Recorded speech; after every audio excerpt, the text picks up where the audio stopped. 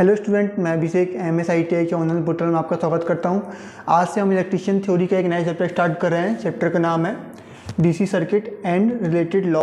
इसमें हम पढ़ेंगे डीसी सर्किट क्या होता है, उसमें कुछ नियम लगते हैं, कुछ रूल्स लगते हैं। ओम का नियम हो गया, किरचॉफ का नियम हो गया, वो नियम हम इस चैप्टर में पढ़ेंगे। तो आज से ये नया चैप्टर स्टार्ट हो रहा है, तो इसके आप प्रॉपर डेली नोट्स बना सकते हैं और लाइन से वीडियो देखते चलिएगा। और अगर आपका बुक हो तो बुक खोल के भी एक बार पूरा देखते चलिएगा लाइन से। तो चलिए वीडियो स्टार्ट करते हैं। यहाँ कुछ लाइन लिखी है, पहले सब की मीनिंग समझ लीजिए, फिर आपको धीरे धीरे सब समझ में आने लगेगा। चैप्टर का नाम है DC circuit and related law, मतलब डीसी सर्किट एंड और उससे संबंधित नियम। अब डीसी सर्किट क्या होता है? ऐसा सर्किट जो कि क्या करता है, डीसी पर कार्य करता है, डीसी सर्किट कहलाता है। डीसी क्या होती है, आपने पता होगा, सप्लाई दो प्रकार की होती है, एसी सप्लाई, डी सप्लाई।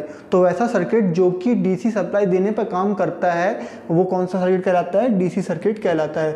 अब सर्किट क्या होता है? सर्किट की डेफिनेशन मैंने यहाँ लिखी हुई है। सर्किट क्या होता है? धारा के प्रवाह के लिए बंद या पूर्ण मार्ग। सर्किट क्या होता है? सर्किट किसी भी धारा के प्रवाह के लिए पूरा मार्ग होता है या बंद मार्ग होता है, वो सर्किट कहलाता है। जैसे एग्जांपल के तौर पर मैंने यहाँ एक बैटरी लगी हुई है, ये बैटरी है, ये बैटरी का प्लस है, ये बैटरी का माइनस है। तो करंट हमेशा याद रखिएगा, करंट हमेशा बैटरी के प्लस से निकलता है और माइनस में जाके घुस जाता है। तो करंट प्लस से निकलता है, तो प्लस से जब करंट निकलेगा तो यहाँ सर्किट पूरा तो है नहीं है। जब सर्किट पूरा, ये सर्किट जब कंप्लीट नहीं है तो इसको अपन सर्किट नहीं बोलेंगे। सर्किट तभी बोलेंगे जब ये क्या होगा, पूरा कंप्लीट होगा। अगर ये कंप्लीट नहीं है या करंट का जो मार्ग है वो कंप्लीट नहीं हो रहा है, करंट यहाँ से निकलेगा पर यहाँ जा नहीं पाए करंट, तो उस कंडीशन में इसको सर्किट नहीं बोलेंगे। अगर ये यहाँ पूरा हो कंप्लीट, तब करंट यहाँ से बहेगा और यहाँ जाके वापस बैटरी के नेगेटिव में चला जाएगा, तब इसको क्या बोलेंगे? सर्किट बोलेंगे या परिपथ बोलेंगे। अब परिपथ तीन प्रकार के होते हैं। ऐसे परिपथ जो कि डीसी में काम करते हैं, डीसी परिपथ कहलाते हैं। ऐसे सर्किट जो कि क्या करते हैं, एसी में काम करते हैं, एसी सर्किट कहलाते हैं। इसके अलावा ऐसे सर्किट जो कि दोनों में काम करते हैं, वो वाले भी सर्किट होते हैं। एग्जांपल के तौर पे जैसे डीसी सर्किट की बात करता हूं, तो जो आपका मोबाइल होता है, मोबाइल क्या होता है? एक डीसी सर्किट है। जो मोबाइल के अंदर सर्किट है पूरा, वो सर्किट मोबाइल की बैटरी से चलता है, बैटरी से उसको डीसी मिलती है। तो जो मोबाइल के अंदर का सर्किट है वो एक प्रकार का डीसी सर्किट है। इसी तरीके से जो आपकी यूनिवर्सल मोटर होती है, यूनिवर्सल मोटर कौन सी मोटर? जो आपकी मिक्सी में लगती है, वो यूनिवर्सल मोटर होती है। वो मोटर एसी से भी चल सकती है और डीसी से भी चल सकती है। तो वो सर्किट ऐसा हो गया जो कि एसी और डीसी दोनों में वर्क करता है। अब सर्किट में क्या होता है? सर्किट में RLC ये लगे हो सकते हैं, किसमें? श्रेणी या समांतर संयोजन में। श्रेणी समांतर संयोजन अभी मैं बाद में पढ़ाऊंगा इसी वीडियोस में आपको। अभी आप पढ़िए कि RLC क्या होता है। R मीन्स होता है प्रतिरोध। प्रतिरोध कौन सा? जिसका सिंबल मैंने आपको इसके पहले वीडियो में बताया था, ये होता है प्रतिरोध, ये होता है प्रतिरोध। और L मतलब होता है कॉइल। L मतलब क्या होता है? कॉइल। कॉइल मीन्स कुंडली। जैसे पंखे की वाइंडिंग होती है, वैसी वाली कॉइल, कुंडली, चोक कहलाएगा L में। C मतलब कैपेसिटर। किसी भी सर्किट में RLC लगे हैं और उसका श्रेणी समांतर संयोजन है, तो वो डीसी सर्किट को अपन उसको बोल सकते हैं। RLC के सर्किट AC भी होते हैं, DC भी होते हैं, पर सर्किट में RLC लगा होता है। चलिए अब सर्किट के प्रकार देखते हैं, परिपथ के प्रकार। डीसी परिपथ के मेनली तीन प्रकार होते हैं। पहला है श्रेणी परिपथ, जिसको बोलते हैं इंग्लिश में सीरीज सर्किट। दूसरा है समांतर परिपथ, जिसको बोलते हैं पैरेलल सर्किट। तीसरा है मिश्रित परिपथ, जिसको बोलते हैं मिक्स्ड सर्किट। तो अपन लाइन बाय लाइन पहले अपन श्रेणी पढ़ेंगे, फिर समांतर, फिर पढ़ेंगे मिश्रित। उसके पहले आप कुछ चीजें जान लीजिए। देखिए, अगर मैं ये सिंबल बना रहा हूँ, ये डंडी बड़ी है, डंडी छोटी है, तो बड़ी डंडी होती है प्लस की और छोटी डंडी होती है माइनस की। तो ये जो सिंबल कहलाएगा, ये सिंबल कहलाएगा अपना सेल का। ये सिंबल होगा सेल का। और अगर मैं एक बड़ी एक छोटी, एक बड़ी एक छोटी इस तरीके से बना रहा हूँ, तो बड़ी वाली प्लस कहलाएगी, छोटी वाली माइनस कहलाएगी। ये कहलाएगा अपना किसका है सिंबल? ये सिंबल है बैटरी का। ये सिंबल आपका हो गया सेल का, ये सिंबल हो गया बैटरी का। और करंट जो होती है वो हमेशा कहाँ बहती है? प्लस से निकलती है और माइनस में जाके एंटर कर जाती है। तो करंट की डायरेक्शन हमेशा प्लस से माइनस की ओर होती है। चलिए तो अब क्या देखते हैं अपन? श्रेणी, समांतर और मिश्रित परिपथ जो है वो देखते हैं। चलिए स्टूडेंट, अब हम देखते हैं श्रेणी परिपथ या सीरीज सर्किट। सीरीज सर्किट में पहला पॉइंट लिखा है, पहले अवयव का दूसरा सिरा दूसरे अवयव के पहले सिरे से जुड़ा होता है। सीरीज सर्किट क्या होता है? एक एलिमेंट, ये एक अवयव है, इसका दूसरा सिरा, जैसे ये सर्किट है, इसका दूसरा सिरा इसके पहले से, इसका दूसरा इसके पहले से, इसका दूसरा इसके पहले से, इस तरीके से इस एक का सीधा दूसरे के उल्टे से जुड़ा होता है। जैसे मान लीजिए ये मेरा हाथ है, ये मेरा कौन सा हाथ है, ये मेरा है सीधा हाथ है, ये मेरा सीधा हाथ है, ये मेरे बाजू वाले के उल्टे हाथ से जुड़ा होगा। इस तरीके से जो जुड़े होते हैं आपस में, ये कैसा कहलाता है, ये कॉम्बिनेशन, ये कहलाता है सीरीज कॉम्बिनेशन। सेकंड पॉइंट है परिपथ में समान धारा बहती है। और अगला पॉइंट है अवयव के सापेक्ष वोल्टेज अलग अलग होता है। अब मैं आपको दोनों पॉइंट समझाता हूँ। देखिए ये एक सर्किट बना हुआ है, इस सर्किट में ये एक बैटरी बनी हुई है 12 वोल्ट की, ये बैटरी का प्लस है, ये बैटरी का माइनस है।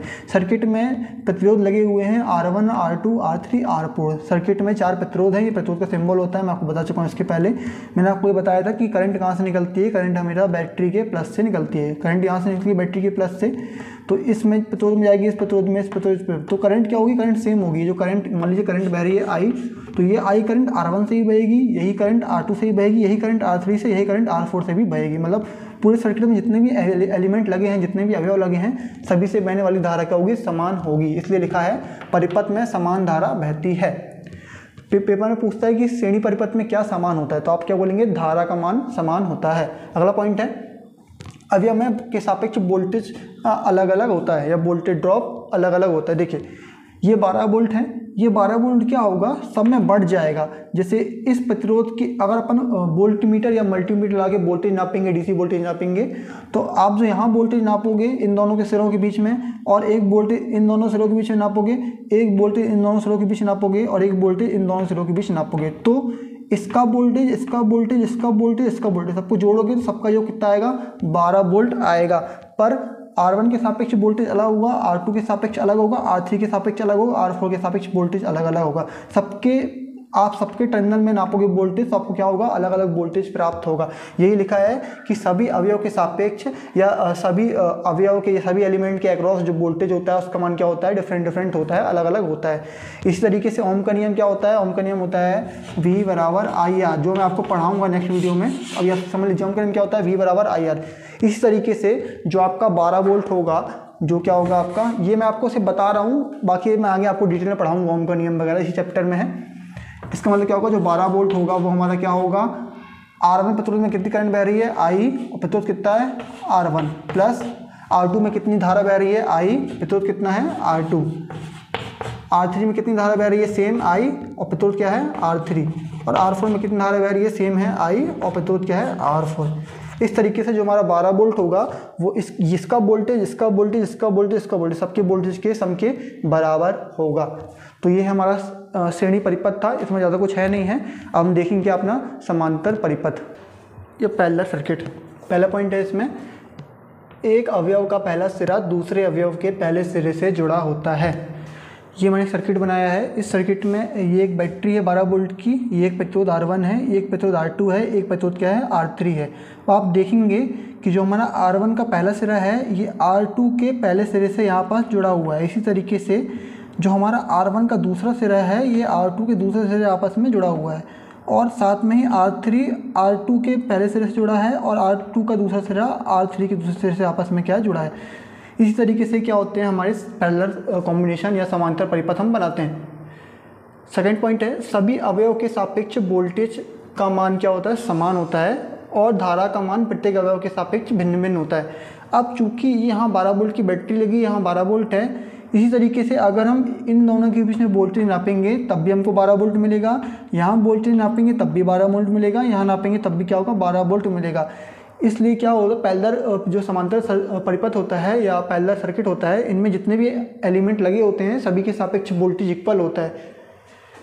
और धारा का मान क्या भिन्न भिन्न है, धारा का मान भिन्न भिन्न कैसे, देखिए धारा निकली प्लस से, I करंट निकली, I करंट दो भागों में बढ़ गई, एक हो गया I1 जो R1 में चला गया, एक हो गया I2 जो कि यहाँ चला गया। अब यहाँ से I2 यहाँ तक आई, यहाँ तक I2 आने के बाद I3 और R4 में दो भागों में क्या हो गई, बढ़ गई। इसलिए क्या है, जो हमारा I1 का मान है वो ज़रूरी नहीं कि वो I3 के मान के बराबर हो, या जो हमारा I3 का मान है ज़रूरी नहीं कि I4 के मान के बराबर हो। इसलिए बोला जाता है कि जो हमारा समांतर परिपथ होता है इसमें क्या होता है, धारा का मान अलग अलग होता है, जबकि वोल्टेज का मान क्या होता है, समान होता है। लास्ट पॉइंट है, घरेलू वायरिंग इसी प्रकार की होती है। जो घर में जो वायरिंग होती है, जो घर के अप्लायंसेस अपन लगाते हैं, वो सभी किस में, पैरेलल में काम करते हैं। घर में कितना, घर में 220 से लेकर के 240 वोल्ट तक का चाहिए होता है। आप कुछ भी अप्लायंसेस लाएंगे, चाहे वो मिक्सी, कूलर, कुछ भी लेके आए, उसमें लिखा होता है कि ये 220 से 240 वोल्ट में क्या करेगा, काम करेगा। क्योंकि घर में जितने अप्लायंसेस हैं सबको क्या चाहिए, वोल्टेज बराबर चाहिए, जो कि वोल्टेज आपके मीटर में आता है 220 वोल्ट या 240 वोल्ट। तो इसलिए घर में समांतर संयोजन करते हैं। चूंकि समांतर संयोजन में क्या होता है, वोल्टेज का मान समान होता है। इससे अगर समांतर संयोजन घर में करेंगे तो घर में जितने अप्लायंसेस हैं सबको वोल्टेज जो है इक्वल मिलेगा। और यदि हम सीरीज कॉम्बिनेशन करेंगे तो उसमें क्या होता है, वोल्टेज बढ़ जाता है। चलिए आप नेक्स्ट देखते हैं क्या, मिश्रित परिपथ सर्किट। चलिए हम इसको देखते हैं। मिश्र सर्किट में क्या होता है, इसमें श्रेणी भी होती है और समांतर भी होती है। ये श्रेणी और समांतर का कुल मिला के एक कॉम्बिनेशन है, जिसमें कुछ चीज़ें श्रेणी क्रम में लगी होती हैं या सीरीज में लगी होती हैं, कुछ चीज़ें समांतर क्रम में या पैरेलल में लगी होती हैं।